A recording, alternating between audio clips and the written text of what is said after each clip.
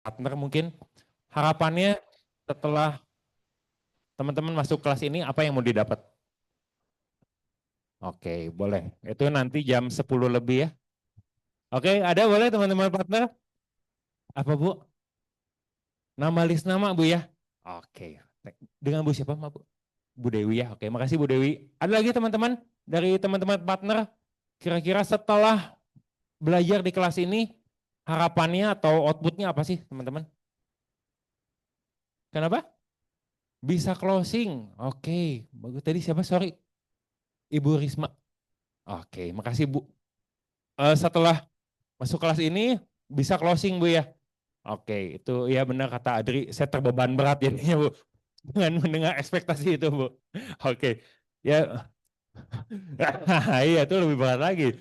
Oke, ya teman-teman jadi kita masuk ke slide pertama ya. Berharap teman-teman setelah masuk kelas ini ada sesuatu hal yang baik yang teman-teman bisa terapin sehingga setiap goals teman-teman bisa teman-teman capai ya. Sorry.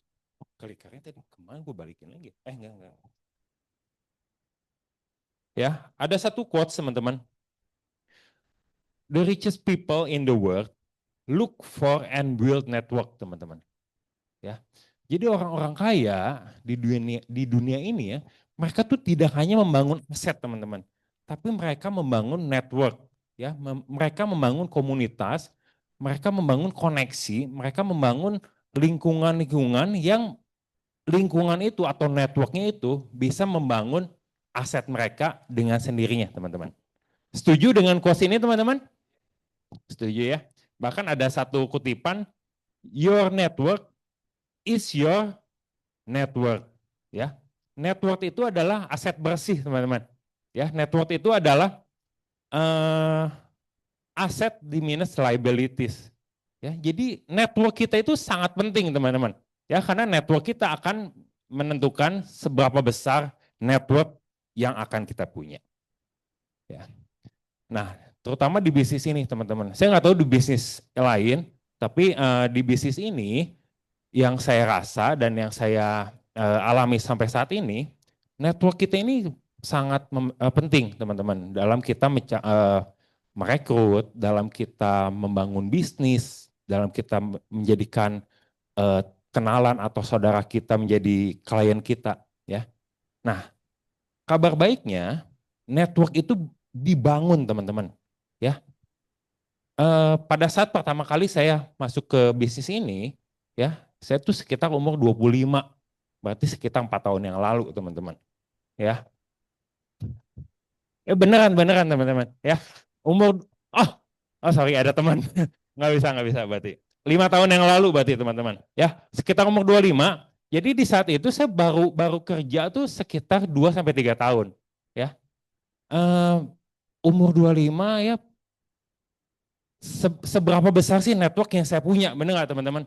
Ya, teman-teman di umuran 24, 25, mungkin di saat itu nabung punya asuransi unit link sekitar 350 sampai 500 per bulan pun menurut saya itu udah cukup bagus sih.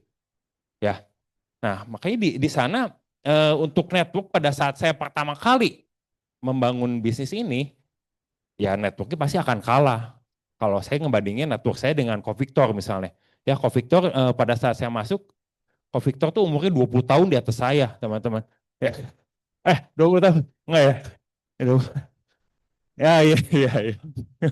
Ya, Covictor sebelum masuk bisnis ini beliau sudah bisnis, ya, udah membangun bisnis yang besar dan juga sudah dikejar-kejar sama debt collector yang saya dengar.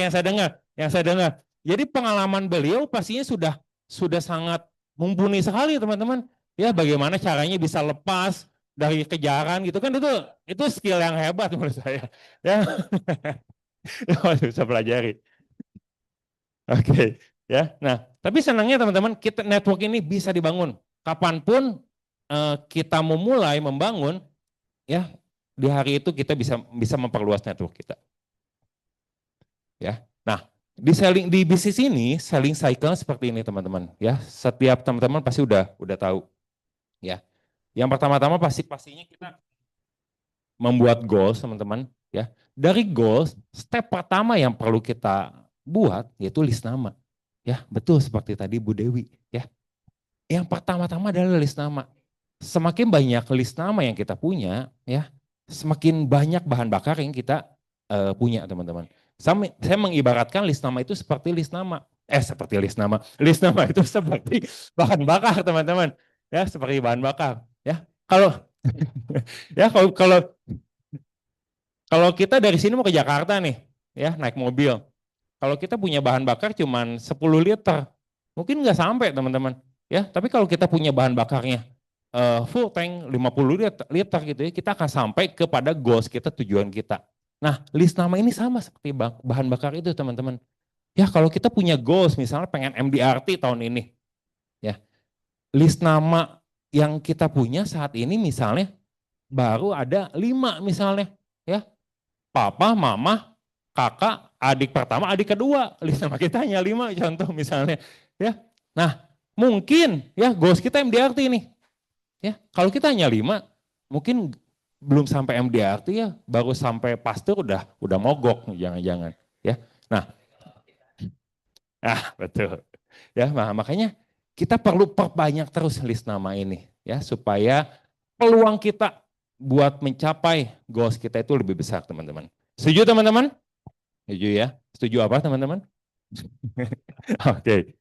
Ya. Nah, oke, yang ketiga. Nah, bagaimana sih pertama kita buat list nama? Yang pertama kita pakai relationship mapping dulu, teman-teman. Saya belajar dari Korevin sama Ciwesti, ya. Setiap kita pastinya kita punya komunitas, teman-teman. Ya. Ini saya ambil contoh saya sendiri, teman-teman. Ya. Saya bagi beberapa kategori. Yang pertama misalnya hobi, kemudian sekolah, keluarga, dan kerja. Ya, kebanyakan dari kita seharusnya punya 4 ini, teman-teman. Ya, misalnya dari pertama di sekolah, sekolah kita bisa bagi lagi nih. Kita SD, SMP, SMA, dan kuliah. Ya, nah setelah itu kita langsung pindahin ke list nama, teman-teman. Ya, di kategori SD nih. Teman-teman SD saya siapa sih? Saya tulis di situ. Ya, yang tadinya list nama saya mungkin sedikit, tapi begitu kita mapping seperti ini, biasanya akan terlintas tuh nama-nama yang kita belum tulis sebelum di list nama.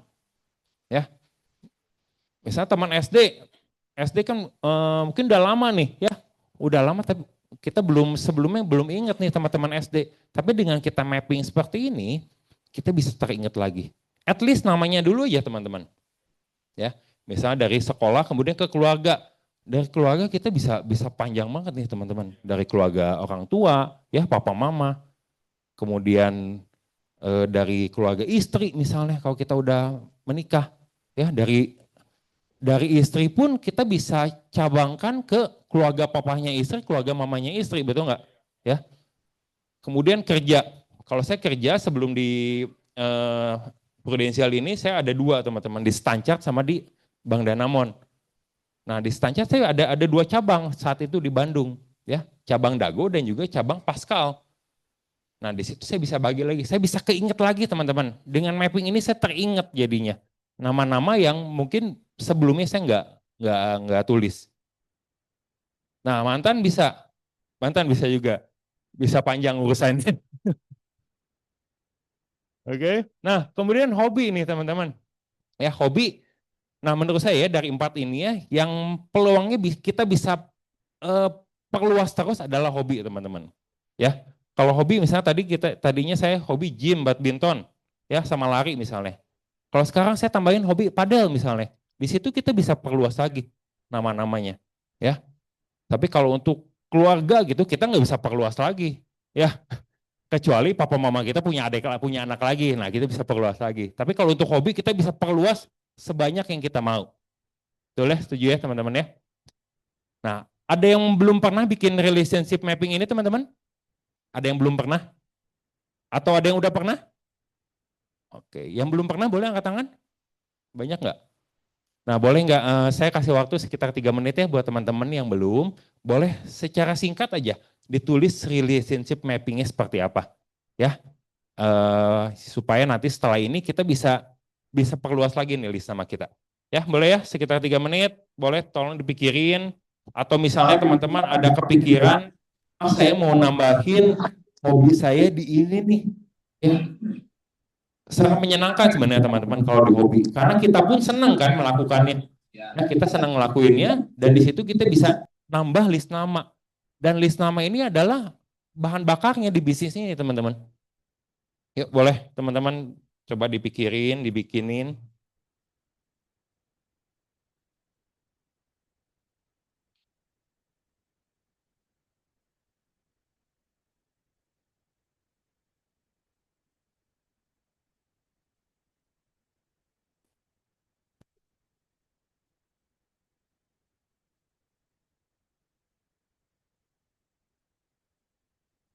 Ada yang mau tanya teman-teman?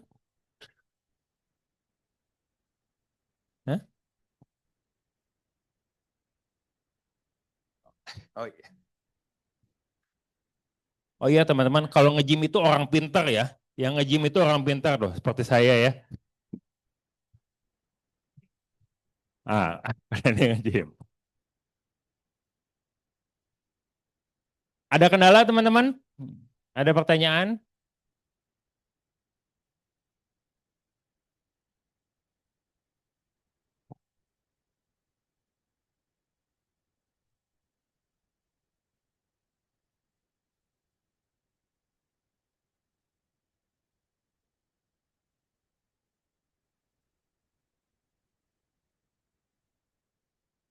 Kalau misalnya sebelumnya tempat kerja kita ada beberapa, nah itu bisa jadi ladang di nama kita teman-teman.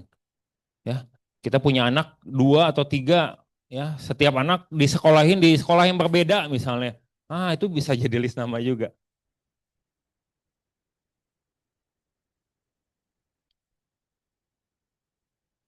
Ada yang kepikiran cabang lain teman-teman dari sini? Contohnya apa misalnya? Taman gereja betul, benar. Pelayanan, pelayanan ya di tempat ibadah gitu ya. Apalagi teman-teman? Ada yang lain nggak?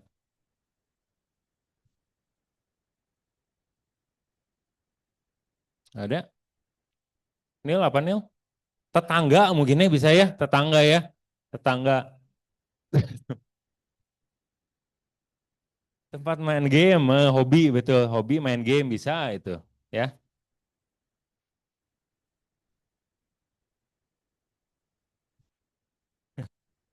Oke, udah semua teman-teman? Bisa? Masih perlu waktu? Masih? Oke.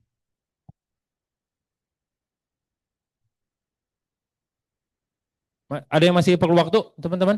Boleh angkat tangan kalau yang masih perlu waktu. Kenapa? Buat apa? Oh, yang mantan. Oh, iya iya iya yang mantan. Iya. Iya iya iya iya iya. Oh, oh.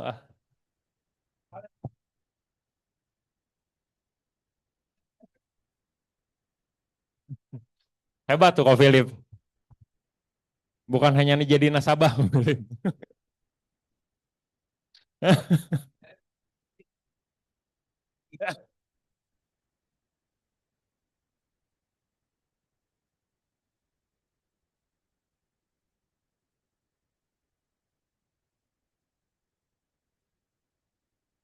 Oke ya, kita next dulu ya teman-teman ya. Oke, jadi nanti dari sini kita pindahin ke list nama teman-teman. Ya, setiap orang-orang nama-nama yang kita kepikiran ya. Ini bisa buat namain list nama. Nah, selanjutnya list nama kita bisa dapetin dari mana aja sih teman-teman. Ya ini ada, oh iya, siapa? Oh, Kak Tony. Kak Tony, oh, kata Koriko maju ke depan katanya. Ah, juga tenaon. Oke teman-teman, ini ada 7 sumber list nama teman-teman. 7 sumber yang bisa membantu kita buat namain list nama. Ya. Nah yang pertama canvassing teman-teman. Ya, ini bisa dilakuin siapapun, dimanapun, kapanpun. Oke, caranya paling mudah pakai market survey teman-teman. Kalau teman-teman perlu market surveinya, teman-teman bisa minta ke leadernya masing-masing. Ya, atau sekarang misalnya teman-teman bisa bikin di Google Form kalau misalnya emang digital gitu ya. Kita bisa share Google Form atau eh, metode-metode yang sekarang bisa dipakai. Ya, nah dari cold canvassing ini kita akan bisa dapat datanya, betul nggak teman-teman? Dapat nama, mungkin bisa tanggal lahir juga, ya. Nah yang kedua center of influence, ya. Nah syarat dari center of influence ini mereka tuh harus punya pengaruh, ya. Dan mereka itu si center of influence ini mereka tuh perlu suka sama kita teman-teman. Kita perlu punya hubungan dulu sama dia, ya, supaya mereka mau mereferensikan orang kepada kita. Kemudian mereka perlu percaya kepada kita. Nah, saat ini di Prudential tuh ada program namanya Cuap. Ya, ada yang pernah dengar teman-teman? Cuap by Prudential. Ya, jadi itu kalau misalnya di marketplace yang lain sekarang tuh lagi banyak namanya affiliate marketing, teman-teman. Ya. Jadi para pelanggan, para klien tuh yang mempromosikan barang dagangan si toko itu. Nah, Prudential udah adaptasi nih ke affiliate marketing itu teman-teman dengan cara programnya adalah cuap, ya, cuap. Nah cuap itu menurut saya bagus teman-teman karena kalau misalnya kita kerjasama dengan influencer, ya, mereka cukup daftar, ya, mereka daftar dan mereka pada saat ngepost ngepost materi atau konten yang berhubungan dengan insurans atau keuangan, ya, kalau ada orang tertarik dan mengklik link yang dibagikan oleh si referral ya, itu datanya akan langsung masuk ke kita sebagai si rekanan cuapnya, teman-teman.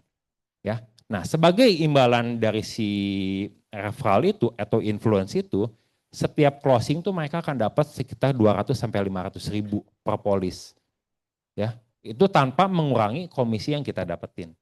Ya, ya itu datanya langsung masuk ke kita. Begitu link dibagikan dan si calon prospek itu mengisi data, itu langsung ada notif ke WhatsApp kita, teman-teman. Ya, kita bisa langsung hubungin di saat itu juga. Ya, nah ini dari Center of Influence. Ya, jadi kita nggak langsung membagi komisi juga ke dia, tapi komisi udah langsung dibagikan oleh Prudential. Ya, oke. Ada yang mau ditanya, teman-teman? Nggak ya? Oke ya.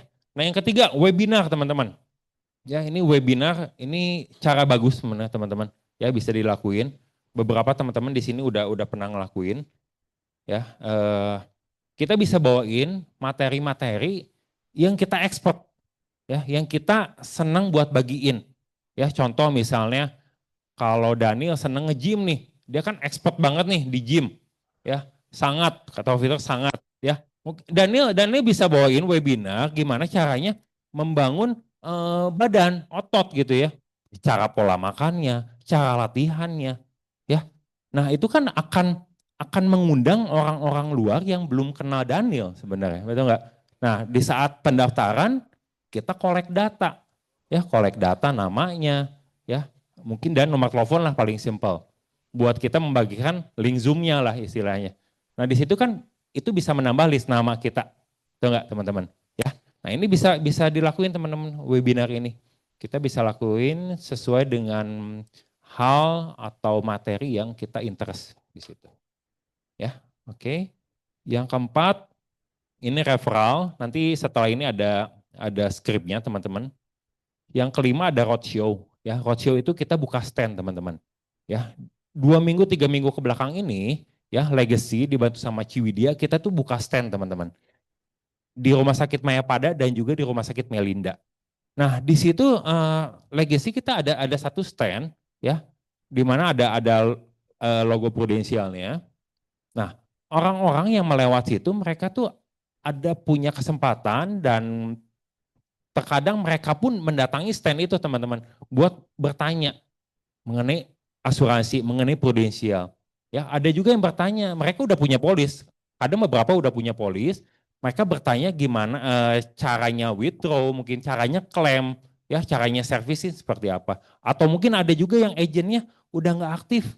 Ya, mereka begitu lihat ada stand prudensial, mereka bertanya ke stand itu. Nah di stand itu juga ya kemarin di Melinda sama di Mayapada kita tuh punya kesempatan buat canvassing ke orang-orang yang ada di sekitar situ, teman-teman. Ya, jadi dengan stand ini cukup membantu buat kita bisa namain list nama. Atau kalau misalnya di sekolah-sekolah, di kampus biasanya kan ada job fair tuh teman-teman. Ya, mungkin kita bisa kerjasama juga, kita bisa buka di job fair di kampus itu ya buat buat kita bisa memperkenalkan legacy. Ya, oke, ada yang mau tanya teman-teman sampai sini? Ada yang mau nambahin mungkin? Ya, oke ya. Nah yang keenam adalah networking teman-teman. Ya, networking ini kalau saya lakuinnya, saya ngenalin nasabah dengan nasabah teman-teman. Ya, jadi kemarin saya beberapa hari lalu tuh ada nasabah saya tuh dia bisnisnya bisnis kayu teman-teman. Jadi dia punya punya meja kayu ya, meja kayu itu sekitar ada yang 4 meter sampai 8 meter gitu ya.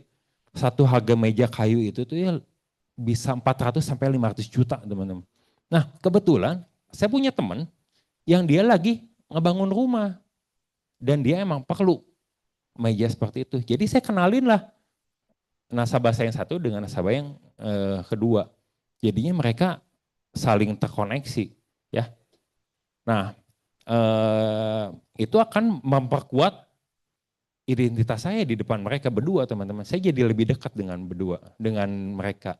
Ya, nah ini mungkin bisa kita lakuin nih, teman-teman. Kita bisa list nasabah kita, ya, eh, interestnya mereka di mana, ya, mereka ada, eh, kita bisa memberikan nilai tambah lah kepada nasabah-nasabah kita dari nasabah kita juga, gini teman-teman.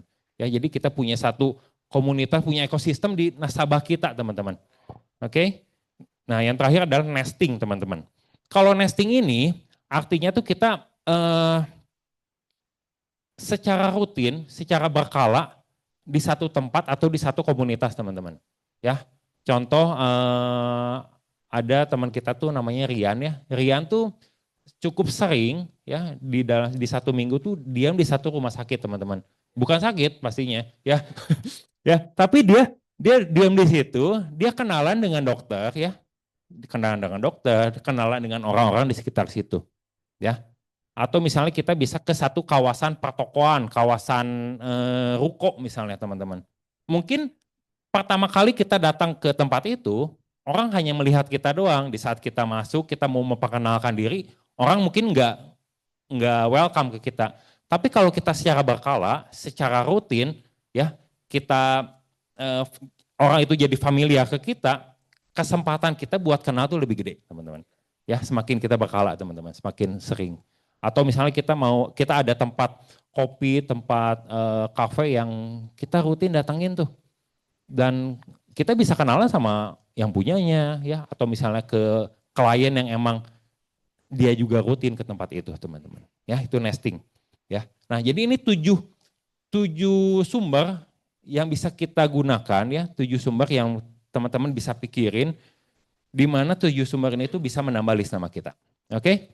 Menurut teman-teman boleh share ke kiri kanannya, coba dong dari tujuh sumber ini satu atau dua hal mana yang teman-teman mau lakuin 1 atau 2 minggu ke depan. Boleh yuk share kiri kanannya dari tujuh kunci ini, dari tujuh sumber ini, mana yang teman-teman mau lakuin 1 2 minggu ke depan.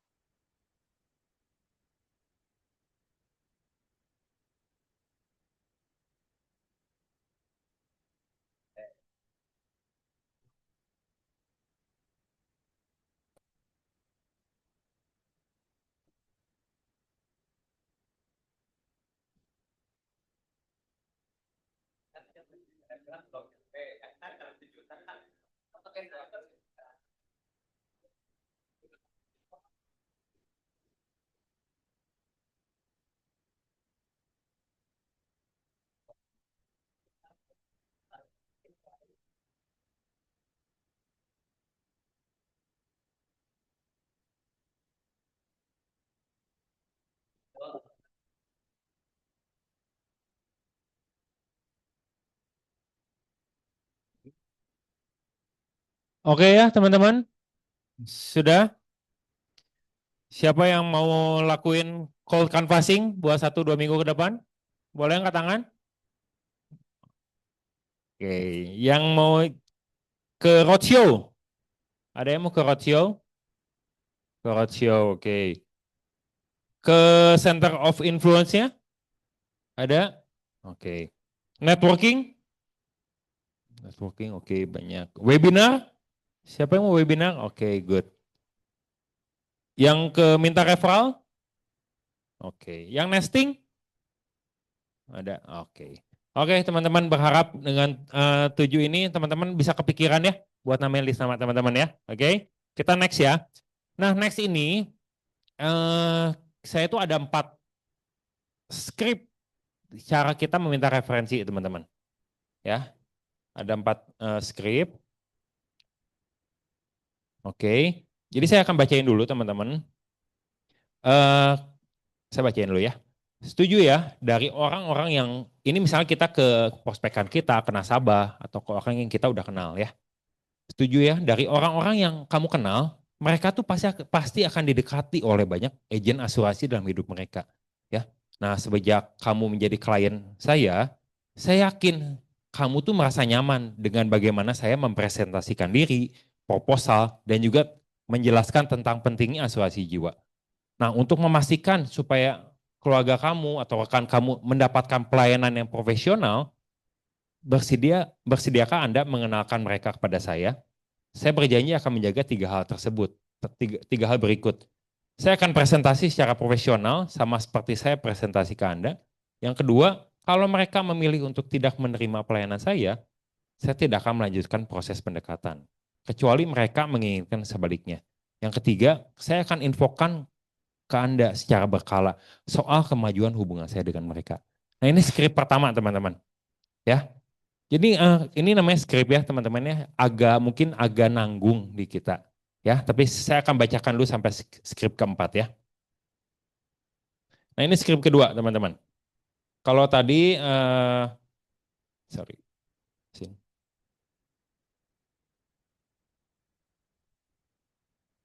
Nah ini skrip kedua ya, ini lebih ada ininya ya, kondisinya.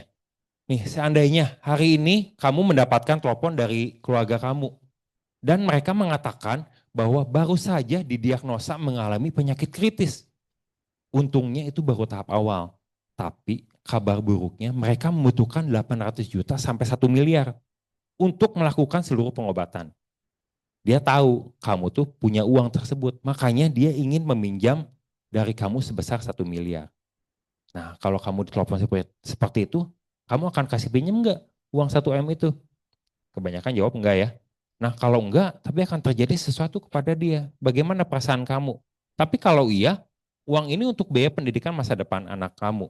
Bagaimana kamu akan menjelaskan kepada anak kamu?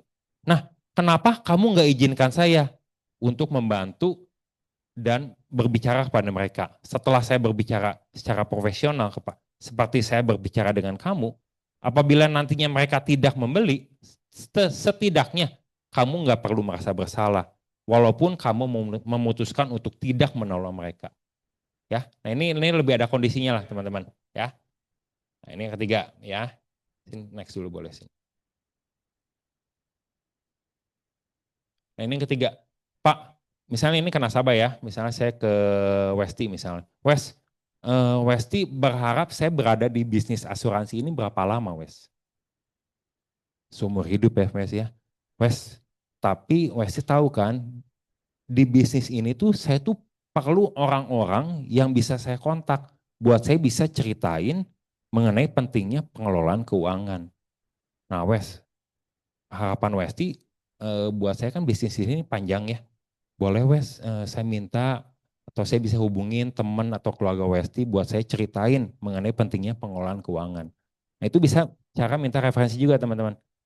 Ya, kita hubungkan dengan harapan mereka ada di bisnis, harapan mereka pada kita di bisnis ini. Nah, ini skrip keempat. Nah, ini tentang minta emergency contact teman-teman. Misalnya saya ke Kotoni misalnya. Kotoni, salah satu tugas penting saya sebagai agen asuransi adalah memastikan perlindungan asuransi Kotoni berfungsi di saat keluarga Kotoni membutuhkannya. Di beberapa kondisi ada kemungkinan saya nggak bisa menghubungi Kotoni secara langsung. Nah, untuk memastikan manfaat asuransi Kotoni berjalan dengan baik, boleh saya meminta 2 sampai 3 orang emergency contact Kotoni supaya saya bisa tetap terhubung dengan Kotoni. Ya, kita bisa minta dari keluarga dan juga rekan bisnis, teman-teman. Ya. Nah, setelah mereka kasih, kok izinkan saya untuk saya bisa jelasin secara singkat dan profesional mengenai manfaat yang Kotoni ambil. Ya, jadi kalau ini berhubungan dengan polis yang dia ambil, teman-teman. Nah, jadi ini ada contoh 4 skrip, teman-teman. Ya, tapi kalau namanya skrip, kadang kurang pas di kita, betul nggak teman-teman? Ya, kadang omongannya, kadang nggak serk dengan apa yang bisa kita omongin. Nah, sekarang kita ada waktu sekitar 5 menit. Teman-teman role play ke kiri kanannya, ya ke temennya. Tapi teman-teman buat skrip minta referral sendiri, teman-teman. Ya, ini tadi hanya contohnya, ya hanya gambarannya aja. Teman-teman lebih relate ke yang mana teman-teman boleh pakai, ya. Tapi saya berharap teman-teman punya skripnya sendiri, ya, karena akan lebih personal buat kalian, teman-teman. Ya, boleh ya? Teman-teman pikirin, kita ada waktu 5 menit buat teman-teman bisa role play ke kiri kanannya. Ya, boleh yuk sampai dipikirin ya.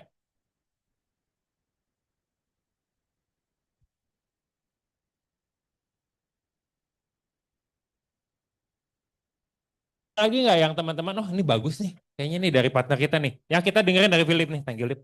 Oke, baik teman-teman. Tadi gue duduk di situ, tapi gue tadi dengar Susilo bagus banget nih ngomongnya nih. Susilo ya kayaknya ini ya. Nah, Susilo kayaknya bagus banget tadi deh. Ayo boleh masuk masuk. Aduh, pagi teman-teman. Tadi role play sama Ko Welly, ada Ko Martin, sama ada Cioke. Ya. Jadi, hah? Panggil. Nggak usah, nggak usah. Mendingan saya panggil Koriko aja lah. Ya, saya tahu Koriko pasti lebih bagus. Nah, jadi kalau tadi role play, coba role play. Sebenarnya saya pakai skrip yang ada di sini. Cuma mungkin bahasanya pakai bahasa ya teman-teman bisa sesuaiin aja sama bahasanya teman-teman. Iya. Nah, kalau saya biasa benar kata kata Daniel pakai bahasa Inggris biasanya kalau gua. Ya, ya, Ya. ya. Enggak. Kalau ketemu orang Taiwan ya mungkin bisa pakai bahasa Mandarin, Taiwan bisa. Jangan, jangan. Jangan ya. Ini Revin saya udah lucu, nggak fokus ke saya ya. Oke ya. Fokus ke Ayo Lip, pertanyaan. skripnya gimana Lip? Ini saya lagi mikir, teman-teman. Jadi skripnya biasa. Kalau misalkan gue ketemu sama nasabah yang udah lama, biasa gue bilang ini, misalkan sama siapa ya? Sama Kotoni aja ya. Soalnya nggak ada istrinya. Kalau ada istrinya saya pilih istrinya sebenarnya. Jadi kalau ke Kotoni gue bilang, Kotoni, thank you Kotoni, lu ini udah pertemuan keberapa ya? Gue lagi ngopi-ngopi, ketemuan bangun hubungan, langsung gue ngomong Kotoni, thank you Kotoni, lu tuh nasabah baik gue kok, lu udah ambil sama lu udah ambil asuransi sama gue, Cici, anak-anak udah ambil semua. Kotoni boleh cerita nggak? Kotoni boleh cerita nggak? Kenapa lu ambil asuransi sama gue sih Kotoni? Biasa gue kasih pertanyaan gitu dulu, Kotoni Ya, boleh cerita nggak? Kenapa lu ambil asuransi sama gue? kasihan gitu. Apa kota nih? Gak percaya sama pilih. Udah percaya sama Philip. Nah itu banyak cici-cici koko-koko yang ngomong kayak gitu tuh. Banyak banget. Kalau yang kasihan juga banyak sih sebenarnya. Tapi nggak diomongin ya. Nah jadi kan kita tahu nih poinnya dia ambil asosiasi sama gue kenapa? Karena dia udah trust sama gue, udah percaya, udah temenan lama. Mungkin kalau dia udah pernah dibantu klaim dia akan lebih trust lagi. Ya nggak sih? Nah akhirnya gue bilang, Kok Tony thank you, Kok Tony lu udah trust sama gue. Nah Kok Tony boleh nggak kalau boleh nggak gue mau minta sesuatu nih sama lu Kok Tony? Kan kita udah percaya Kok Tony ya. Minta apa? Nah oke Kok Tony. Saya mau minjem Kok Tony. Nah biasanya gue bilang, Kok boleh nggak Kok? Lo kan lu udah percaya sama gue. Gue minta sesuatu lah sama lu Kok Tony. Kok kalau gue lihat lu, gue kenal sama lu udah lumayan lama kok. Gue tahu lu mah sebenarnya nggak butuh asuransi. Asik. Asik gitu ya. Nggak biasa ngomong kok lu, gue tahu lu mah nggak butuh asuransi kok. Kok Tony, dan lu secara duit mah bisnis bagus, duit banyak, istri cantik. Ah, butuh asuransi. Dan nyambung ya. Nah, kok tapi gue belajar banyak. Lu bisa ambil asuransi, lu bisa sayang sama cici sama anak-anak. Gue tahu lu tanggung jawab. Kok tapi boleh nggak kok ceritain? Kira-kira di antara temen-temen lu kok, lingkungan lu kok ya, keluarga, ada nggak mungkin orang-orang yang lu tahu nih, lu kenal baik, tapi secara ekonomi mungkin nggak lebih dari lu kok. Tapi kayaknya dia belum punya insurance nih kok. Boleh nggak kok gue datang buat gue cerita aja? Kenapa? Karena gue yakin kok someday nih kok ya ada resiko yang mungkin dia alamin butuh duit 300 juta gopet ya. Mungkin orang pertama yang dia inget lu, dan lu mah baik kok. Nah boleh nggak kok gue minta 2 nama aja kok yang menurut lu kayaknya ini orang bagus nih kayaknya boleh nih lu bantuin. Gue ceritain boleh nggak kok 2 nama aja. Boleh lah, tapi komisinya ya. Ya cuma gampang ya teman-teman ya kalau soal komisi ya. Biasa gue bilang kok nggak jangankan komisi kok. Semuanya gue kasih kok. Gitu ya, gitu doang sih skripnya ya. Tepuk tangan dong buat Philip dong. Hebat ya, thank you ya kok. Oke, bagus nih Philip. Ada lagi teman-teman? Satu lagi mungkin? Satu lagi ada yang tadi mencoba, boleh? Dari partner mungkin dari partner? Oke, boleh. Silakan, boleh, silakan. Silakan. Oke, silakan boleh. Ya tepuk tangan dong buat siaran. Ayo silakan, cobain.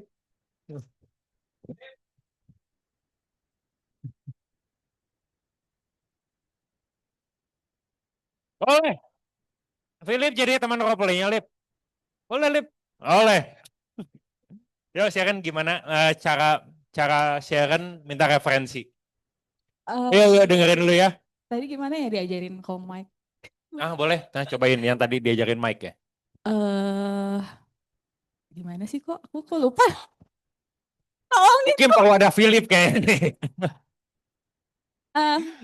Kata-katanya aku lupa, cuman intinya gini, kalau misalnya nanya, misalnya habis closing terus nanya mau minta referensi, bakal bilang kok Toci, kalau misalnya Koko jadi nasabah saya, Koko berharapnya saya 80% waktunya untuk ngurusin existing nasabah atau cari nasabah lain gitu, nasabah baru. Ya pasti kan bakal mintanya, maksudnya berharapnya ngurusin nasabah existing kan.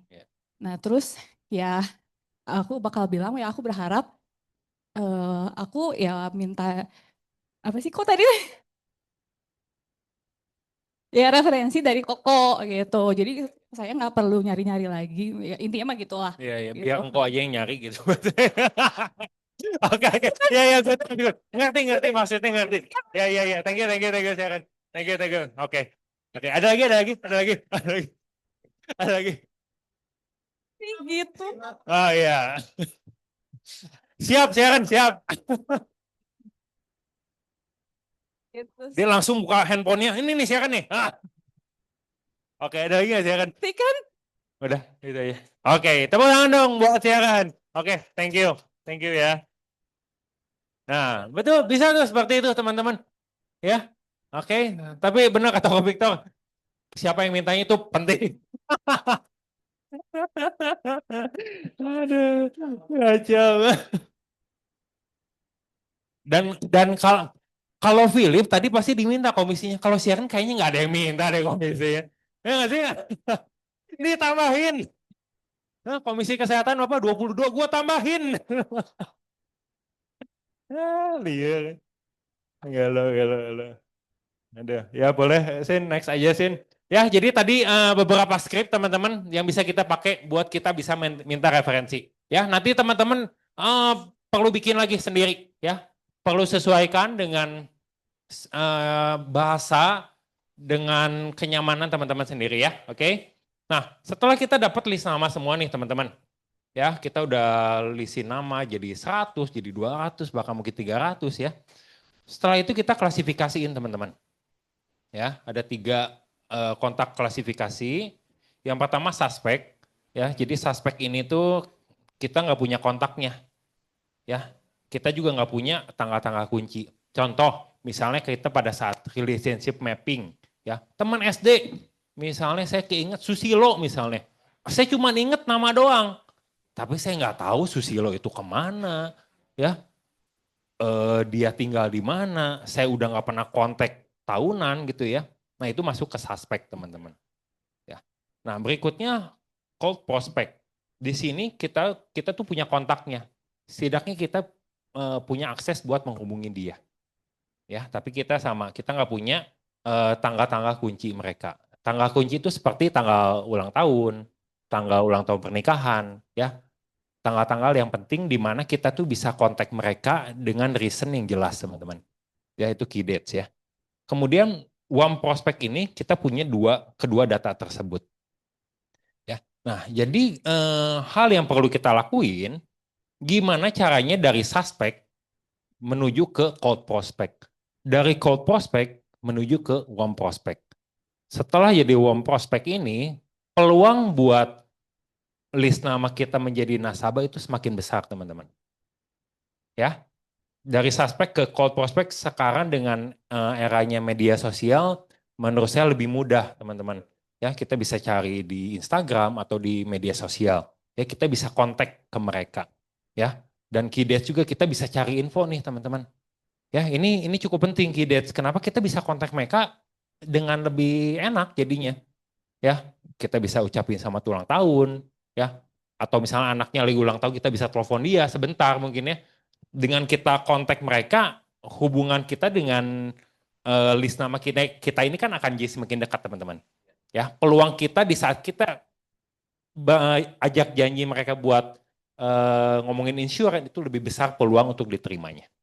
Ya, ada yang mau ditanya teman-teman mengenai kontak klasifikasi ini? Aman ya? Oke. Oh ya, Mike siap.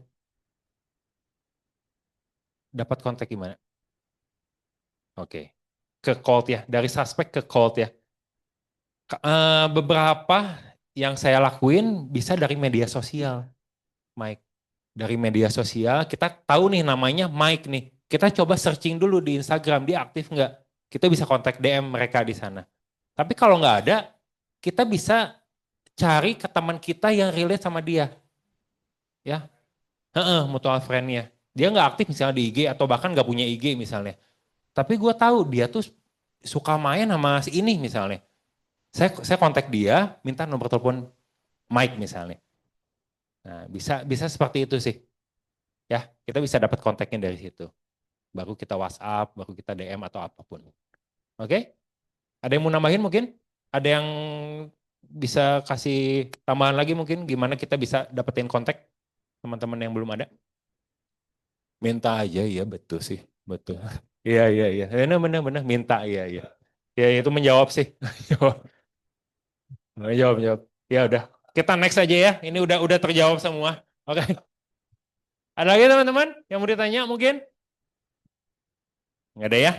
Oke. Oke, jadi tahapannya di kelas ini gimana caranya kita bisa nambahin list nama? List nama ada kita klasifikasiin, ya. Nah, setelah diklasifikasiin, boleh di nextin. Nah ini, ya. Nah setelah kita punya list nama, teman-teman. Tadi Philip ngomong bagus nih ke Kotoni. Pasti, betul. Kotoni kan udah jadi nasabah Philip tadi ceritanya ya. Kotoni itu pasti percaya kepada Philip, ya. Dan saya rasa dan saya pikir ya, setiap nasabah yang ambil insurance ke kita, mereka tuh pasti trust ke kita. Mereka tuh pasti percaya ke kita. Sepertinya jarang sih ada orang ngambil insurance ke kita, tapi mereka belum percaya ke kita. Ya, sepertinya sulit buat itu. Nah, makanya setelah kita punya list nama, hal yang berikutnya kita perlu bangun adalah trust-nya itu, teman-teman. Ya, gimana kita membangun trust setiap list nama itu kepada kita. Ya. Nah, ini ada 3 komponen, teman-teman, gimana kita membangun trust, ya. Yang pertama adalah credibility, ya. Kemudian familiarity dan likability. Ya, dengan 3 komponen ini kita bisa membangun trust setiap list nama yang kita punya, teman-teman. Ya, kalau credibility itu apa? Gimana kita membangun kredibilitas, teman-teman, di depan prospekan kita. Ya, caranya adalah dengan meng-add value. Ya, nanti setelah slide ini ada beberapa contoh kita bisa meng-add value ke nasabah-nasabah kita. Yang kedua, familiarity, teman-teman. Ya, orang tuh akan semakin nyaman berkoneksi dengan orang-orang yang semakin mirip dengan kita, teman-teman. Ya, nah, gimana caranya membangun familiarity ini? Yang pertama adalah connect. Ya, kita perlu connect dengan cara client management system, teman-teman. Ya, jadi di Prudensia sendiri pernah ada trainingnya ProLeads kalau nggak salah. Ya, jadi di sini tuh ada sistemnya, teman-teman. Jadi dia mengklasifikasiin lagi kontak A, B, C, D. Ya, kalau kontak A tuh kontak yang udah dekat sama kita. Kalau kontak D itu tuh kontak yang masih jauh. Ya, jadi kalau kontak D kita kontak ke mereka tuh 1 bulan sekali. Ya, kita tanya kabar, tanya apa, ya. Nanti semakin lama semakin diperpendek. Kalau semakin pendek berarti udah semakin dekat sama kita. Mereka akan semakin trust kepada kita. Ya. Nah, dengan adanya media sosial sekarang kita sangat dimudahkan juga dengan kalau misalnya ada teman-teman atau dari list nama kita, mereka update status, teman-teman. Mereka pasang status, mereka ngepost. Nah, itu kesempatan buat kita bisa connect kepada mereka. Ya. Nah, setelah connect, baiknya kita catat, teman-teman. Poin apa nih? Connect kita pada saat tanggal 2 Agustus nih. Kita connect ke mereka tentang apa? Kalau kita bisa catat dengan baik, itu akan menjadi nilai plus buat kita ke depannya. Ya, contoh nih, saya pernah ada telepon nasabah, canvassing, teman-teman, cold calling, jadi nggak kenal.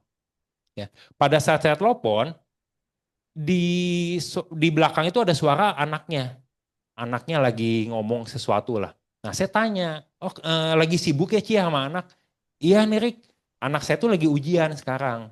Lagi ujian, lagi sibuk, saya nggak bisa ketemu dulu 1-2 minggu ini.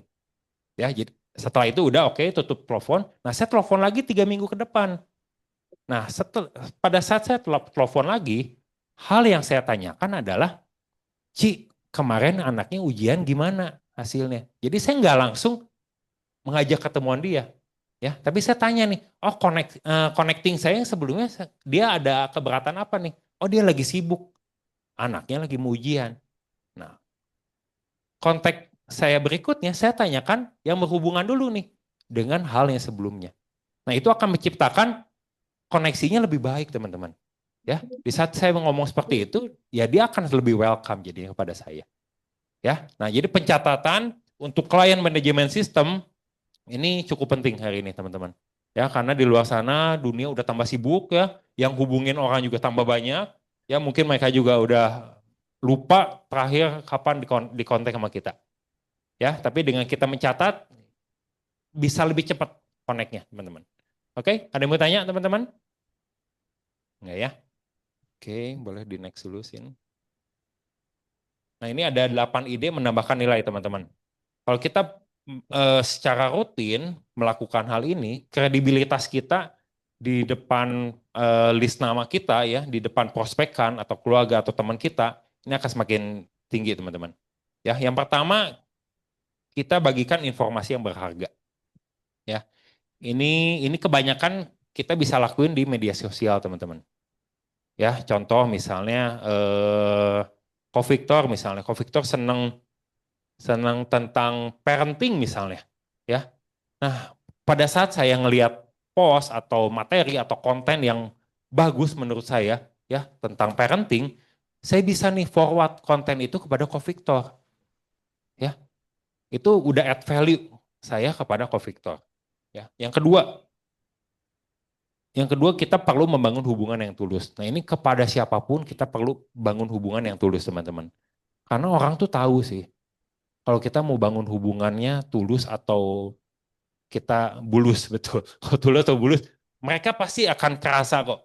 Ya, kita perlu perlu punya hati, perlu punya niat membangun hubungan yang tulus teman-teman. Yang ketiga, kita perlu perkenalkan mereka dengan orang-orang yang bernilai teman-teman. Ya, ini contohnya nih. Teman saya pengusaha, saya juga punya nasabah yang konsultan pajak. Nah, saya bisa kenalin mereka tuh. Ya, teman saya lagi cari konsultan pajak, ya, teman saya yang konsultan pajak juga lagi cari klien. Jadi sama-sama menguntungkan buat mereka. Nah, itu akan menambahkan nilai buat mereka, teman-teman. Yang keempat, mendukung usaha mereka. Ya, misalnya teman nasabah kita atau belum nasabah misalnya masih di list nama kita, mereka punya kafe. Ya.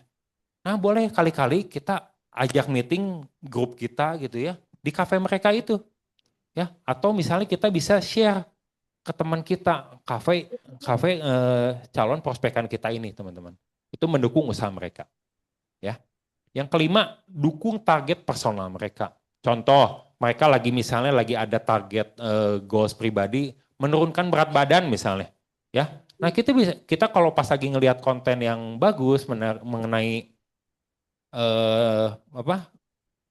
penurunan berat badan, kita bisa share kepada mereka. Atau mungkin kita punya temen nih, coach misalnya kayak Ko Wendy, kita bisa kenalin sama mereka, ya gimana cara training yang benar, cara pola makan yang baik. Nah itu mendukung target personal mereka teman-teman. Yang keenam, dukung perjuangan mereka. Misalnya ada teman kita atau nama kita yang mereka tuh lagi aktif di yayasan, di satu yayasan sedang membangun pelayanan misalnya, ya. Nah kita bisa bantu share nih tentang perjuangan mereka juga teman-teman kepada orang-orang di sekitar kita, ya. Yang ketujuh, bantu promosiin, ya. Misalnya ada teman kita dia suka bikin konten, bikin materi tentang parenting, ya, tentang personal branding misalnya. Nah kita bisa bantu post di Instagram kita juga. Yang terakhir, kita bisa melibatkan diri dalam minat yang sama teman-teman. Ya, contoh teman kita senang, prospekan kita senang main catur misalnya. Ya, nah kita bisa main catur bersama tuh. Berdua ya main catur bisa sambil ngobrol juga teman-teman. Ya, punya hobi yang bareng gitu ya, itu akan menambahkan nilai dengan lebih mudah. Oke, ada yang mau ditanya teman-teman mengenai hal ini? Atau ada yang kepikiran hal lain? Bisa nambahin hal yang lain? Ada? Ada ya? Boleh di nextin. Oke, nah ini saya dapat dari MDRT Days kemarin teman-teman. Ya, jadi menurut pembicara kemarin tuh kalau kita mau memenangkan klien, kita perlu ada 3 komponen ini juga teman-teman. Ya, yang pertama clarity, character, and connection. Ya, nah clarity ini mengenai kejelasan teman-teman. Ya, kita perlu memperlihatkan kepada calon prospekan kita, ya, hal yang mereka tuh nggak lihat sebenarnya. Ya. Di luar sana orang tuh udah sering ketemu agen asuransi, financial advisor, ya. Tapi kebanyakan dari mereka tuh hanya menawarkan produk teman-teman. Ya, kebanyakan orang tuh bukan nggak punya uang, ya, tapi mereka tuh kekurangan waktu karena mereka sibuk. Kebanyakan orang di luar sana sibuk dan mereka belum bertemu sama orang, belum bertemu sama agent yang bisa dipercaya teman-teman. Kebanyakan mungkin orang hanya datang sekali, nggak niat buat membangun hubungan, tapi hanya niat untuk menjual saja. Ya. Nah, pekerjaan kita tuh bukan hanya menjual produk teman-teman. Pekerjaan kita adalah your job is to make the invisible risk is visible teman-teman. Kita perlu memperlihatkan ini ada resiko ini nih di keluarga lu tuh ya kalau lu belum punya proteksi income, kalau lu belum punya proteksi jiwa, ya, lu tuh ada resiko kalau sampai kepala keluarga ini tiba-tiba meninggal, anak istri lu tuh ada resiko. Nah hal itu yang perlu kita sadarkan teman-teman kepada list nama kita. Ya, mengenai clarity ini kita juga perlu menjadi value provider teman-teman. Ya, kita perlu menjadi orang yang bisa diandalkan teman-teman. Ya, semakin kita perlu di sini pun kita perlu apa ya? Perlu belajar hal lain selain keuangan teman-teman. Jadi kalau misalnya ada nasabah kita yang dia mungkin nanya tentang parenting ya, kita mungkin bisa jelasin secara simple lah teman-teman ya, mungkin nggak sampai dalam, tapi setidaknya kita bisa belajar sebelumnya ya, karena dengan itu kita tuh akan semakin bernilai di hadapan dia teman-teman ya. Nah kenapa sih clarity ini penting? Many client are Di atas, paling atas. ya, mereka tuh sibuk semuanya sekarang, di mana-mana orang sibuk. Dapat, kamu dapat. Mereka nggak perlu produk, mereka tuh hanya perlu solusi teman-teman. Solusi sehat betul teman-teman. Ya. Nah, kita perlu menyadarkan, kita perlu memperlihatkan ya ada problem dengan mereka tidak mempunyai perencanaan keuangan yang terencana dengan baik teman-teman. Ya, smart plan. Perlu smart plan, betul. Ya, ini clarity teman-teman. Ya, yang kedua adalah karakter teman-teman. Karakter adalah kita perlu menjadi seseorang yang bisa diajak ngobrol untuk segala sesuatu teman-teman. Ya, kita perlu menjadi apa adanya kita teman-teman. Seringkali saya tuh nggak mau dianggap dianggap lemah di hadapan nasabah. Ya, selalu ngomong semua produk bagus lah istilahnya gitu ya. Tapi ya mungkin saya pikir kita perlu apa adanya. Ya, di sini saya belajar kita bisa menceritakan perjalanan kita di bisnis ini kepada nasabah kita teman-teman. Ya, naik turunnya, mungkin di saat ditolak juga mungkin kita boleh cerita sih kalau menurut saya. Ya, oh kemarin saya baru datangin satu klien, saya pikir dia udah mau ngambil, tapi ternyata dia belum bisa ambil saat ini. Ya, nah dengan adanya otentik ini ya, saya pikir nasabah tuh akan melihat kita lebih tulus dalam membangun relasi dengan dia, teman-teman. Ya, why this matters, teman-teman? Kenapa sih ini penting? Klien di luar sana tuh bisa merasakan sih, teman-teman, kepalsuan orang di hadapan mereka ya.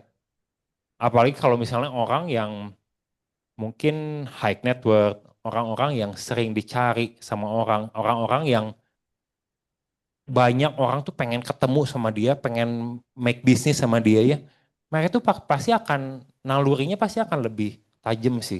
Ya, kalau kita datangin ke mereka dengan kepalsuan, tidak dengan otentika, dengan tidak asli ya, mereka mungkin buat jalin hubungan sama kita juga mungkin mereka udah tutup diri. Ya. Mungkin saat ini mereka nggak ambil. Ya, tapi setidaknya kita bisa punya akses, kita bisa membangun relasi dulu dengan mereka, teman-teman. Ya, oke. Nah, mereka tuh ingat karakter kita, teman-teman. Bukan jabatan kita, teman-teman. Ya, even kita mau AB, ya, tapi yang paling teringat adalah karakter di saat kita bisa datengin mereka. Oke. Nah, yang ketiga adalah connection, teman-teman. Ya, connection ini berbicara tentang siapa pengambil keputusannya. Boleh di nextin? Ya. Nah, seringkali ya teman-teman ya, kita prospek ke satu orang, ke satu keluarga, ya. Kita berpusat ke satu orang saja, kepada bapaknya aja misalnya, ya. Tapi karena kita belum punya hubungan yang bagus dengan keluarga tersebut, kita nggak tahu nih, ternyata pengambil keputusannya adalah anaknya, ya, atau istrinya mungkin ya. Nah, kalau kita bisa punya koneksi yang baik ya dengan keluarga itu, kita bisa tahu backgroundnya, latar belakangnya, kita akan lebih tepat lagi teman-teman buat bisa membantu mereka dalam perencanaan keuangan ini. Ya, pengambil keputusannya istri. Berarti kita perlu lebih intens ngobrol juga dengan istrinya, teman-teman. Gimana perencanaan itu bisa membantu keluarga mereka, teman-teman. Ya. Nah, kenapa sih ini penting? Kadang-kadang klien tuh ya punya apa ya? Orang yang pengambil keputusannya itu bukan orang yang kita datengin, teman-teman. Ya. Kadang mungkin anaknya, istrinya, mungkin saudaranya, bahkan mungkin kadang mungkin ini ya konsultan pajaknya mungkin itu bisa aja teman-teman. Ya, kadang konsultan keuangannya misalnya, ya ada beberapa klien yang dia punya konsultan keuangan yang dia tuh nggak berani beli produk apapun sebelum konsultan keuangan ngomong iya. Itu ada seperti itu teman-teman. Nah mungkin kita bisa ajak diskusi itu si konsultan keuangannya itu teman-teman. Ya. Nah, oke teman-teman. Jadi hari ini ya tadi saya udah coba share gimana kita bisa nambahin list nama ya. Setelah tambahin list nama, kita berusaha untuk membangun trust ya atau kepercayaan kepada setiap list nama itu. Setelah membangun trust ya, nah kita bisa pakai 3 ini teman-teman. Clarity, character, and connection. Supaya kita bisa mengubah dari list nama menjadi klien kita teman-teman. Ya, ada yang mau tanya nggak sama ini teman-teman? Nah, ya, oke. Nah, saya ada cerita teman-teman. Jadi sekitar beberapa tahun di awal bisnis ini, saya tuh ada kontak satu calon prospekan dari kartu nama. Kartu namanya dari teman saya. Jadi saya prospek ke teman saya, ya saya cerita tentang Pak Ali, teman saya nggak ngambil. Ya, mereka nggak ngambil. Dia nggak ngambil sampai hari ini pun nggak jadi nasabah. Nah, saya minta referensi ke dia. Saya minta list nama ke dia. Karena dia di marketing obat, jadi dia kasih kartu nama tuh dokter-dokter. Ya, dia kasih kartu nama ke saya. Tapi dia ngomong, jangan ngomong dari saya ya. Jadi itu call canvassing, bener nggak teman-teman? Jadi saya benar-benar telepon random. Teleponlah saya ke salah satu dokter. Telepon, akhirnya saya bisa ketemu. Ya, setelah berpuluh-puluh kartu nama saya teleponnya, ketemu satu yang bisa saya datengin. Saya ceritain, di saat saya pertama kali datang, dia nggak mau ambil teman-teman. Ya, tapi saya jalin hubungan, ya saya tetap kontak dia. Saat itu masih BBM kalau nggak salah. Ya, enggak deh, WhatsApp kayaknya. Tetap kontak ya, tetap kontak. 1 atau 2 tahun kemudian, saya datengin lagi dan dia ngambil buat anaknya pada saat itu. Ambil 650.000 saya ingat. Ya, di bulan yang sama dia ambil buat dia dan istrinya, tapi ke agen lain. Jadi di bulan yang sama dia ambil 3 polis, 1 ke saya dan 2 ke agen lain. Ya, singkat cerita dia jadi dokter yang cukup baik pada saat itu ya, ramai banget. Ya, tahun depannya saya datangin lagi, saya jelasin tentang proteksi income teman-teman. Ya, saya jual dan dia dia deal ke saya ambil sekitar 2 juta atau 3 juta saya lupa. Ya, dia ambil proteksi income di saat itu ambilnya ISCC dan CCB seingat saya. Ya, dia ambil di saat itu persis 2 tahun setelah polisnya issued ya. Di saat dia umur 40-an, 42 seingat saya. Si dokter ini terkena stroke, teman-teman. Ya, saya lagi dong. Terkena stroke, teman-teman. Ya, terkena stroke. Ya, jadi yang tadinya di keluarga itu tuh mata pencarian hanya dia, seorang dokter, istrinya nggak kerja, ya punya anak 1. Saat itu juga keuangan dia terganggu teman-teman, ya. Tapi apa puji Tuhan ya teman-teman, di next boleh sih, ya. Di saat itu cair asuransi kondisi kritis itu 400 juta teman-teman, ya. Asuransi kesehatan di saat itu hanya ada PHS tipe C. PHS tipe C, dia hanya perawatan pada saat terkena stroke aja. Setelah terkena stroke, dia nggak pernah dirawat rumah sakit lagi loh teman-teman. Ya, jadi biaya asuransi kesehatan yang diklaimkan hanya 26 juta. Nah, di saat dulu kita hanya berjual unit link teman-teman. Ya, di unit link itu ada satu fitur namanya per payer atau per waiver. Jadi dari 3 polis yang dia punya, itu semua waiver dan payernya itu semua aktif semua. Ya, sampai hari ini anaknya dan istrinya itu masih dibayarin premi sama asuransi sama prudensial teman-teman. Ya. Dan terakhir klien saya ini meninggal di tahun 2021. Sekitar 7 tahun setelah dia terkena stroke, teman-teman. Ya. Dan meninggalnya pun bukan karena stroke, meninggal karena COVID. Ya. Jadi untuk proteksi income ini, saya benar-benar melihat pentingnya kita punya proteksi income, teman-teman. Ya. Di saat dia terkena stroke, nggak ada pengobatan lagi ke rumah sakit, teman-teman. Dia hanya bisa menjalani pengobatan alternatif, teman-teman. Ya, seperti tusuk jarum, ya, dan lain-lain. Dan uang proteksi income ini, kondisi kritis ini tuh membantu buat dia memilih pengobatan tersebut. Ya. Dan di 2021 meninggal, asuransi jiwa yang keluar tuh 560 juta, teman-teman.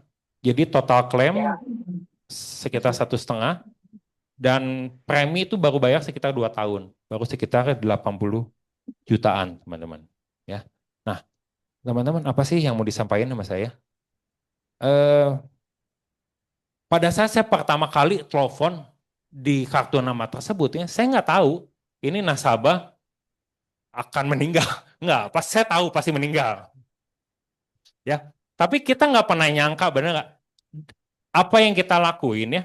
Komisi saya paling 40 juta lah, ya nggak? Apa yang kita lakuin mungkin impact-nya itu sangat besar loh, teman-teman. Ya, tahun lalu anaknya itu baru masuk kuliah sesuai dengan apa yang dia mau.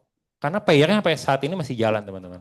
Ya, nah mungkin list-list nama yang kita tulis sekarang, ya, list nama dari canvassing kita, list nama dari nesting kita, mungkin dari webinar kita, orang-orang random yang mungkin sebelumnya nggak pernah terpikirkan oleh kita. Tapi di saat kita datangi mereka, di saat kita bisa ceritain hal yang baik kepada mereka, ya mungkin itu bisa mengubah mereka dan generasi mereka berikutnya loh, teman-teman. Ya, oke. So itu aja teman-teman hari ini. Boleh di next. Ya. Nah, the profit is in the relationship, teman-teman. Oke, selamat pagi semua teman-teman.